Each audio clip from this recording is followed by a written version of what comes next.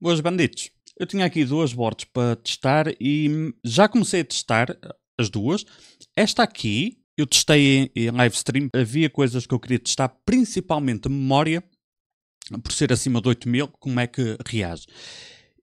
E aqui temos que ir por partes porque há coisas muito interessantes do ponto de vista técnico que me surpreenderam pela positiva e pela negativa ao mesmo tempo. Bom, primeiro estamos a falar da nova geração da Intel, que é um sucesso, está a vender imenso, não é?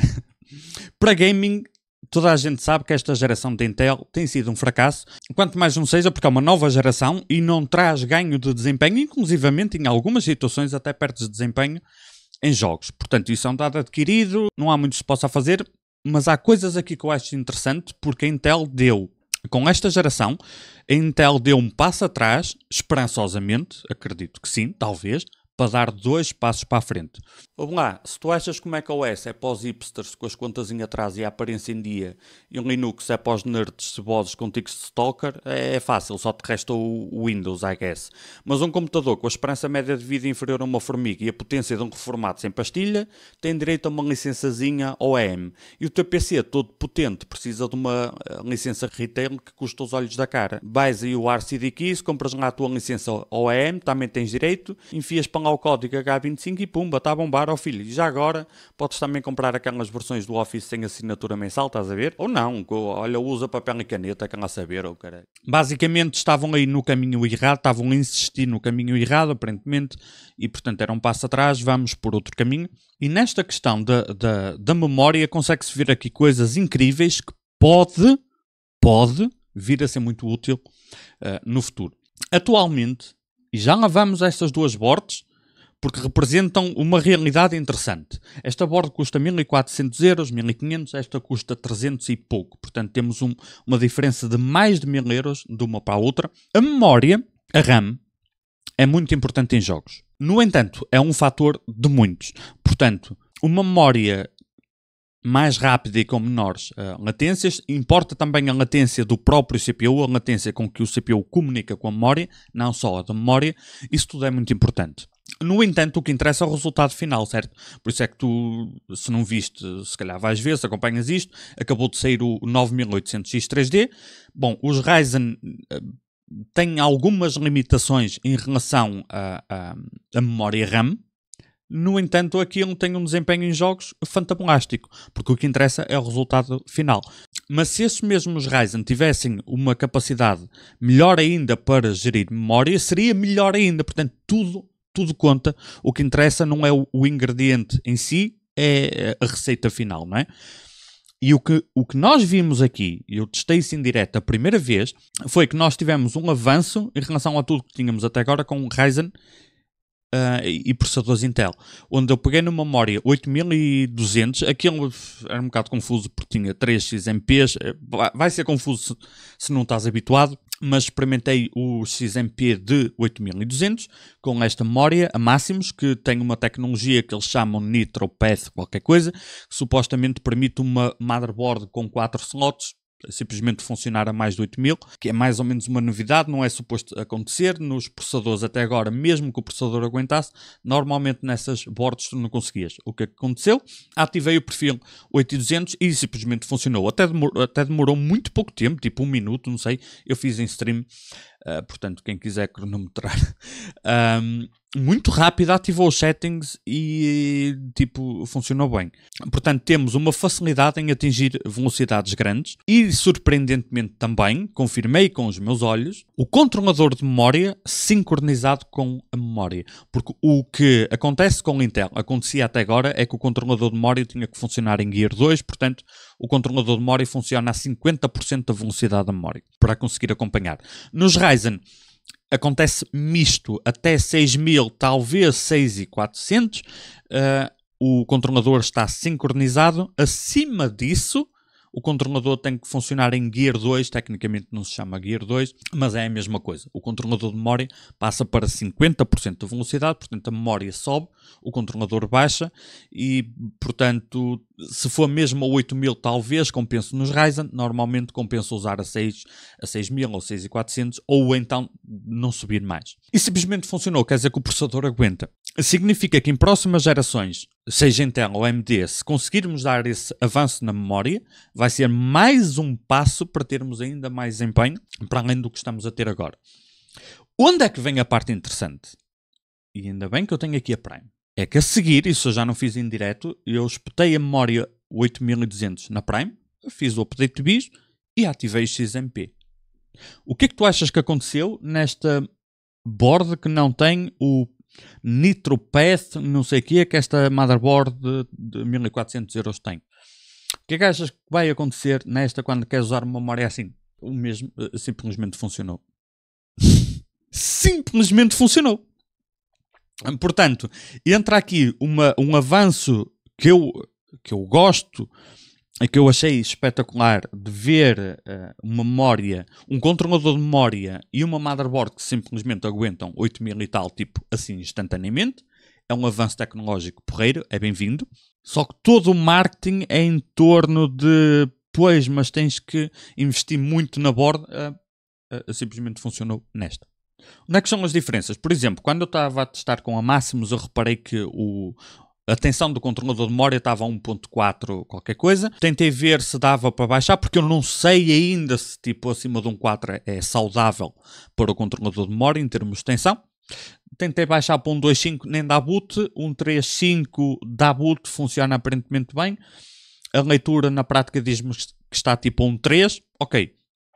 Nesta Prime, ela precisa de automaticamente mete 1.45V no controlador de memória. Portanto, ela atingiu o mesmo resultado. E nenhuma das duas aguentou 8400. 8400, tipo, não deu boot, ok? Não quer dizer que não aguente, mas só ativar o perfil não funcionou. Esta precisou de um pouco mais de tensão. Portanto, em termos de compatibilidade de memória, na prática e vida real, ativando o XMP, o que mudou desta motherboard para esta é que em vez de estar a 1.41, estava a 1.45.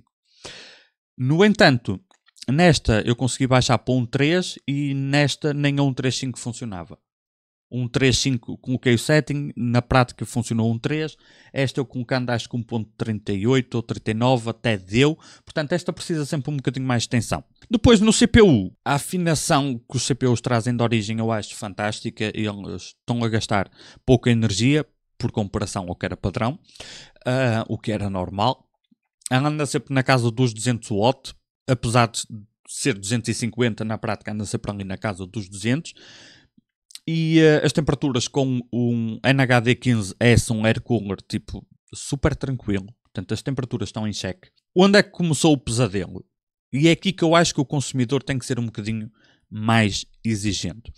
Os primeiros testes foram feitos com uma Maximus Extreme que custa 1400 ou 1500 euros. E o que aconteceu, e tu viste em direto, se viste em direto, foi que a partir do momento que nós começámos a alterar settings, a BIOS simplesmente deixou de saber, tipo, fritou por completo. O processador ficou stuck tipo a 100 watt. Depois, quando eu tentei reverter alguns settings, ele ignorou os settings. Antes disso acontecer, o Load Line Calibration, que é um setting essencial para quem gosta de mexer, ignorava o que, tipo, eu mandava baixar, ele na prática subia. Portanto, era suposto baixar a tensão com o setting que eu pus, mas a tensão ficava igual ou superior. E quando eu mandava subir, ele realmente subia. E quando eu mandava... mas se eu mandasse descer, ele subia na mesma, só que subia menos. Tensão offset, uma desgraça. A tensão offset, simplesmente... eu tinha que mandar baixar isto para ele só baixar isto. Percebes? Esta motherboard estava a ignorar o que eu lhe colocava e a certa altura simplesmente fritou. Entretanto, foi só fazer clear CMOS, tudo voltou ao normal, ok? Portanto, o que foi preciso fazer nesta motherboard foi alterar um setting de cada vez, porque se alteras 2 ou 3, tipo, ela não sabia o que acabia de fazer. Vai ser corrigido com BIOS? De certeza que sim. Mas, tu enquanto cliente, tu não podes gastar este tipo de dinheiro e esperar que eles depois corrijam, porque isto é publicitado como sendo um produto para entusiastas, um produto para quem gosta de ir mais além, um produto para quem gosta de afinar o CPU à sua maneira, seja para cima ou para baixo, tanto faz. E depois, quando tu queres fazer aquilo que o produto diz que te oferece, afinal não, tens que esperar.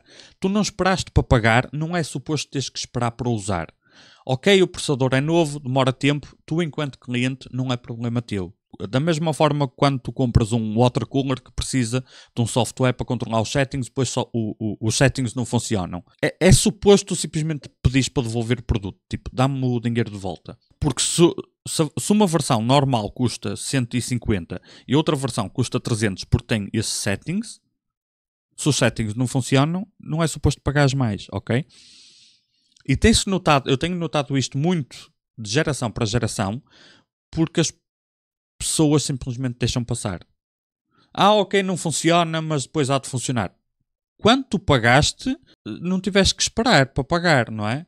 Eu pago agora um bocado, depois vê-se. Depois ponha no livro que eu depois pago o resto. Quando o resto da BIOS funcionar, eu pago o resto a bordo. Não funciona assim, não é? Portanto, fiquei extremamente desiludido, ao mesmo tempo não surpreendido, porque é o que tem acontecido sempre, tanto faz se é ASUS, se é MSI. ASRock, pela minha experiência, tem sido o fabricante que melhor tem estado em cima da BIOS, a corrigir mais rapidamente os problemas.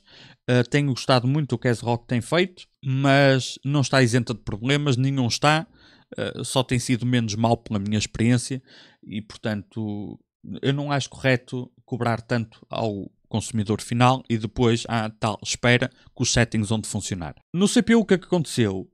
O VCore estava a 1.4 qualquer coisa, em automático, em carga alta, e depois de eu resolver os problemas da BIOS, criando só um turbo personalizado, eu disse ao processador, disse à bordo para dizer ao processador, olha, em vez de te focares nos 5.2, em todos os núcleos, foca-te em 5.1. Deixa eu ver o que acontece. E a tensão caiu bastante, portanto, eu não sei se controlador de memória e VCore acima de um 4 é saudável nestes CPUs, ainda não sabemos. Mas a boa notícia é que, por exemplo, nesta unidade, que é o Core 7, o Core Ultra 7, whatever, por 100 MHz caiu a tensão, caiu a temperatura mais ainda. A temperatura estava fixe, mas caiu mais ainda. Portanto, se for para ti uma preocupação, por 100 MHz tu consegues fazer baixar isso. E no controlador de memória é a mesma coisa, dá para usar abaixo de um 4 e ele aguenta. Agora, nesta motherboard, por exemplo, ele em vez de estar a 1.41, mais ou menos estava a 1.45, 1.46, ok? Portanto, com esta board funciona tudo igual, mas precisas de um bocadinho mais de tensão. É essencialmente isso. Em termos de funcionamento do CPU. Portanto, eu sinceramente estou a gostar bastante destes CPUs da Intel, da ideia a proposta que eles trazem para o mercado, de uma abordagem diferente, controlador de memória, clocks, afinações, como a cache funciona, porque tu agora se desativares o Z-Core, tipo, não tens melhorias no comportamento da cache, por isso é que muitos desativavam o Z-Core para ter mais empenho em jogos, tipo, muita coisa está a melhorar nesta geração, só que é uma geração protótipo, por isso é que melhorou em muitas coisas, mas depois chega na parte dos jogos e tipo, é igual ou pior, porque estes CPUs são protótipo, mas aquilo que já vimos que dá para fazer, para mim é muito bom. Vem à próxima geração, que não é protótipo. Eu espero algo muito bom da Intel. Espero não me desiludir. E em termos de motherboards, como eu provei por A mais B, tu tens 1001 motivos para querer gastar mais dinheiro numa board, por conectividade, por features, mais PCIs, mais USBs ou USB 4, que tenha mais USB 4, esse tipo de coisas. Vê o que é que tu precisas e vê a board que satisfaz as tuas necessidades. Mas em termos de gerir o CPU, fazer com que o CPU aguente e a memória aguente, como podes ver, uma de 300 euros faz o mesmo trabalho que uma de 1400. Na prática, para uso normal, mesmo que queiras fazer uns tweakzinhos, essencialmente vai dar ao mesmo, um bocadinho mais de tensão aqui. Mas se esta tensão mata o CPU, provavelmente não, talvez sim. Não é esta que vai ficar no verde. Se esta mata, esta vai matando aos poucos. Percebes? O gap de preço não está aí. Quando estás a escolher a board e estás preocupado com se isto vai aguentar bem o CPU, está aqui a prova. Sim, CPU, memória, tudo funcionou lindamente bem. O que é muito bom, porque uma board simples conseguiu fazer coisas maravilhosas que antes não era possível com a memória. Um lado mau é que o motivo para tu gastares mais não é eu quero simplesmente mais memória, porque na pior das hipóteses esta esticadinha e afinada se calhar vai aguentar 8400, 8600, porque depois atinge um limite do CPU, e esta se calhar em vez dos 8800 consegue 8400 depois de mexer à mão, portanto. Não é aí que estão os 1000 euros de diferença, ok? Vemo-nos no próximo vídeo ou live stream. Beijinhos à prima. Tchau, tchau.